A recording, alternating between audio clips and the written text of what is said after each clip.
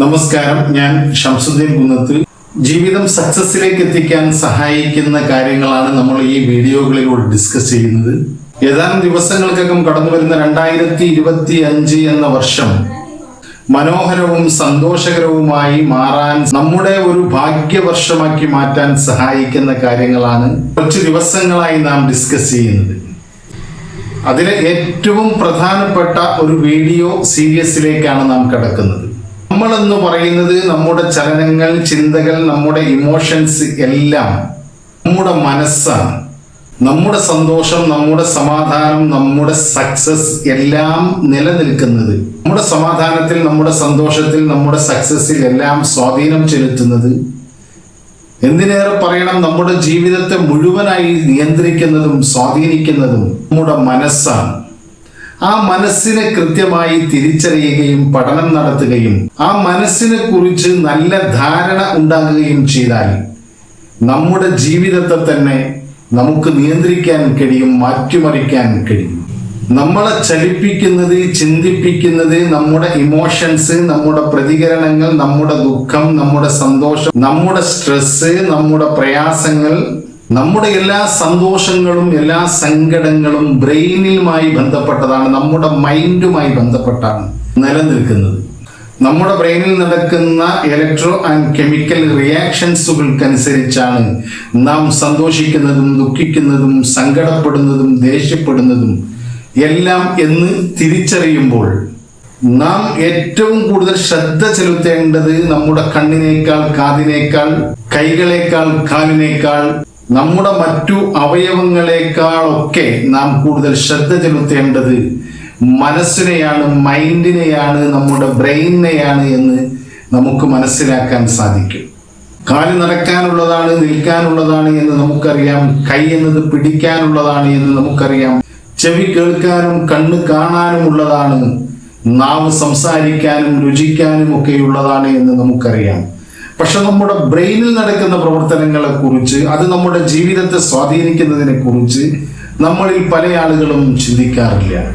ഇതൊരു പ്രത്യേക തരത്തിലുള്ള വിഷയമാണ്, മനഃശാസ്ത്രവുമായി ബന്ധപ്പെട്ട ഒരു വിഷയമാണ്. മനസ്സിലാക്കാൻ കുറച്ച് സമയമെടുക്കും, കുറച്ച് പ്രയാസമുണ്ടാകുമെങ്കിലും നമ്മൾ കൃത്യമായി നമ്മുടെ മനസ്സിനെ മനസ്സിലാക്കി, അതിൻ്റെ പ്രവർത്തനത്തെ മനസ്സിലാക്കി, അതിനെ റീപ്രോഗ്രാം ചെയ്യുകയും അതിനെ നമ്മുടെ വിജയത്തിന് അനുസൃതമായ രീതിയിൽ ചിട്ടപ്പെടുത്തുകയും ചെയ്താൽ നമുക്ക് എല്ലാ കാര്യങ്ങളും നേടാൻ കഴിയുമെന്നാണ് ന്യൂറോ സയന്റിസ്റ്റുകളും സൈക്കോളജിസ്റ്റുകളുമെല്ലാം പറഞ്ഞു വെക്കുന്നത്. അതുകൊണ്ട് നാം നമ്മുടെ മനസ്സിനെ കുറിച്ച്, മൈൻഡിനെ കുറിച്ച്, ബ്രെയിനിനെ കുറിച്ചൊക്കെ കൃത്യമായ രീതിയിൽ പഠനം നടത്തുക. അതിന് സഹായിക്കുന്ന തരത്തിലുള്ള കുറച്ച് വീഡിയോകൾ നമുക്ക് ഈ ഏതാനും ദിവസങ്ങൾക്കകം ചെയ്യാമെന്നാണ് നാം താല്പര്യപ്പെടുന്നത്.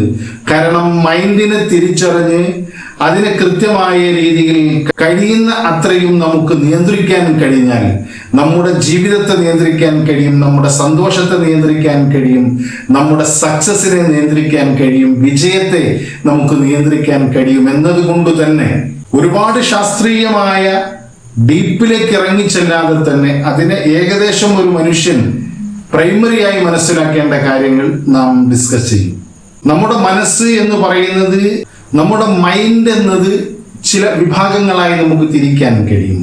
ശാസ്ത്രീയമായി നമ്മുടെ മനസ്സിനെ ബോധമനസ്സെന്നും ഉപബോധ മനസ്സെന്നും കോൺഷ്യസ് മൈൻഡ് എന്നും സബ് കോൺഷ്യസ് മൈൻഡ് എന്നും ഒക്കെ സയന്റിസ്റ്റുകളും സൈക്കോളജിസ്റ്റുകളും തിരിച്ചിട്ടുണ്ട്. ബോധമനസ്സെന്നാൽ ഞാനിപ്പോൾ സംസാരിച്ചു കൊണ്ടിരിക്കുന്നത് എൻ്റെ ബോധമനസ്സാണ്.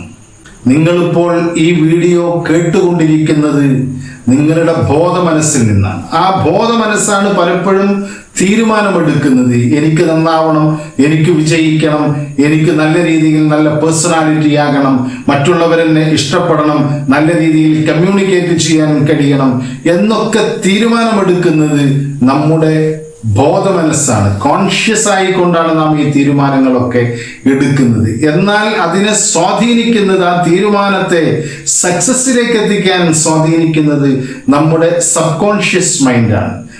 കോൺഷ്യസ് മൈൻഡും സബ് കോൺഷ്യസ് മൈൻഡും ശാസ്ത്രീയമായി കണക്കാക്കുന്നത് ഏകദേശം ഒരു ഐസ്ബർഗിനെ പോലെയാണ്.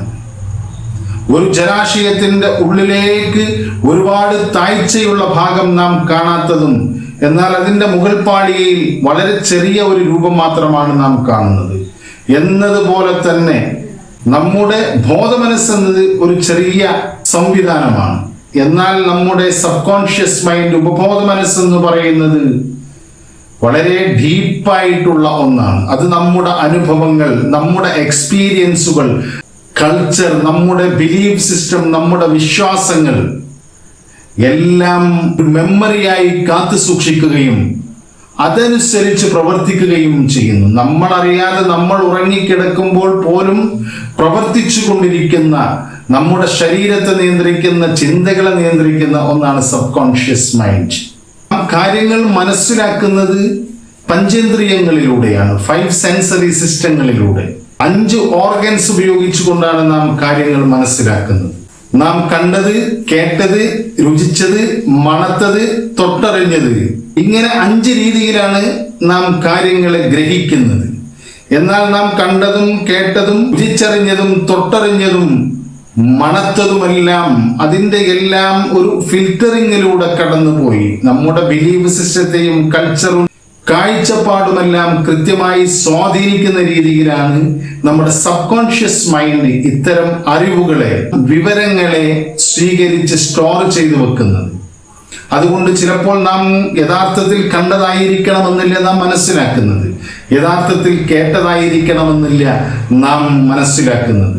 രാത്രി നമ്മൾ ഒരു വഴിയിലൂടെ സഞ്ചരിക്കുമ്പോൾ ഒരു വാഴയുടെ ഇല ഇളകിയാൽ പോലും ഒരു പ്രേതത്തെയോ ഒരു യക്ഷിയെയോ അല്ലായെങ്കിൽ ഒരു തസ്കരനെയോ നാം പ്രതീക്ഷിക്കുന്നു, നാം പേടിക്കുന്നു.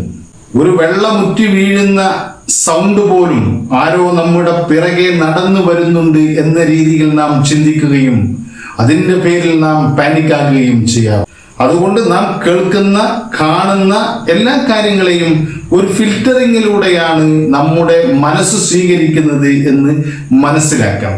അപ്പൊ ആ മനസ്സിനെ, ആ സബ് കോൺഷ്യസ് മൈൻഡിനെ നാം കൃത്യമായി പരിപാലിച്ച് അതിനെ പഠിച്ച് ആവശ്യമായ മാറ്റങ്ങൾ കൊണ്ടുവന്നാൽ നമ്മുടെ ജീവിതത്തിൽ എന്തും നമുക്ക് നേടിയെടുക്കാൻ കഴിയുമെന്നതാണ് ശാസ്ത്രം പറയുന്നത്. സബ് കോൺഷ്യസ് മൈൻഡ് എങ്ങനെയാണ് നമ്മുടെ ഇമോഷനുകളെയും നമ്മുടെ സ്വഭാവത്തെയും ശീലങ്ങളെയും സ്വാധീനിക്കുന്നത് എന്ന് നാം പഠിക്കണം. എന്നിട്ട് എങ്ങനെയാണ് നമുക്ക് ആവശ്യമായ രീതിയിൽ നമ്മുടെ വിജയത്തിലേക്ക് സഞ്ചരിക്കാൻ സഹായിക്കുന്ന രീതിയിൽ ഈ സബ് കോൺഷ്യസ് മൈൻഡിനെ റീപ്രോഗ്രാം ചെയ്യാൻ കഴിയുക എന്നതും നാം മനസ്സിലാക്കണം. ആ സബ് കോൺഷ്യസ് മൈൻഡിനെ റീപ്രോഗ്രാം ചെയ്യുന്നതിന് പോസിറ്റീവായിട്ടുള്ള അഫർമേഷൻസും വിഷ്വലൈസേഷനും ഏതൊക്കെ തരത്തിൽ ഉപയോഗപ്പെടുത്താമെന്നതും നാം അറിഞ്ഞിരിക്കണം. ലിമിറ്റിംഗ് ബിലീഫ് സിസ്റ്റവും നെഗറ്റീവ് തോട്ട്സുമെല്ലാം എല്ലായ്പ്പോഴും കടന്നു വരികയും അത് എങ്ങനെയാണ് നമ്മുടെ ജീവിതത്തെ ബാധിക്കുന്നത്, അതിൻ്റെ പാറ്റേൺ എന്താണ് എന്ന് നാം മനസ്സിലാക്കണം. സബ് കോൺഷ്യസ് മൈൻഡിനെ ഉപയോഗിച്ചുകൊണ്ട് എങ്ങനെയാണ് മാനിഫെസ്റ്റേഷൻ നടത്തുക എന്നതും നാം മനസ്സിലാക്കണം. എങ്ങനെയാണ് സബ് കോൺഷ്യസ് മൈൻഡിനെ ഉപയോഗിച്ചുകൊണ്ട് നല്ല കോൺഫിഡൻസ് ഉണ്ടാക്കുക, നല്ല കമ്മ്യൂണിക്കേഷൻ സ്കിൽ ഉണ്ടാക്കുക, നല്ല ഹാർഡ് വർക്കിനുള്ള മൈൻഡ് സെറ്റ് ഉണ്ടാക്കുക, ഒരു ഗ്രോത്ത് മൈൻഡ് സെറ്റ് എങ്ങനെ രൂപപ്പെടുത്താം എന്നതൊക്കെ നമ്മൾ കൃത്യമായി മനസ്സിലാക്കിയാൽ നമ്മുടെ ജീവിതത്തിലേക്കുള്ള മുന്നോട്ട് പോക്കിനെ സഹായിക്കുകയും നമ്മൾ ആഗ്രഹിക്കുന്ന ഏതു കാര്യത്തെയും നമുക്ക് നേടിയെടുക്കാനും കഴിയും. ഈ പറഞ്ഞ കാര്യങ്ങളെ കൃത്യമായി നമുക്ക് പരിശോധിക്കാം. വീഡിയോയുടെ ലെങ്ത് കൂടുമെന്നതുകൊണ്ടും വിഷയത്തിന്റെ ഗൗരവവും അത് ജീവിതത്തിൽ പകർത്തേണ്ട ആവശ്യകതയും നമ്മുടെ വീഡിയോ കാണുന്ന ആളുകൾ ഇതിനെക്കുറിച്ച് കൃത്യമായ ധാരണയുണ്ടാവണം എന്ന ആഗ്രഹത്താലും അത്യാവശ്യമായിട്ടുള്ള ഓരോ വിഷയത്തെയും ഓരോ വീഡിയോകളാക്കി ചെയ്യാമെന്നാണ് ആഗ്രഹിക്കുന്നത്. അതിന് സാധിക്കട്ടെ. സബ് കോൺഷ്യസ് മൈൻഡിനെ കൃത്യമായി ഉപയോഗപ്പെടുത്തിക്കൊണ്ട് ജീവിതത്തിൽ മുന്നോട്ട് പോകാൻ നമുക്കെല്ലാവർക്കും സാധിക്കട്ടെ എന്ന് ആത്മാർത്ഥമായി ആഗ്രഹിച്ചുകൊണ്ട് പ്രാർത്ഥിച്ചുകൊണ്ട് അടുത്ത ഒരു വീഡിയോയിൽ കാണുന്നത് വരെ നന്ദി, നമസ്കാരം.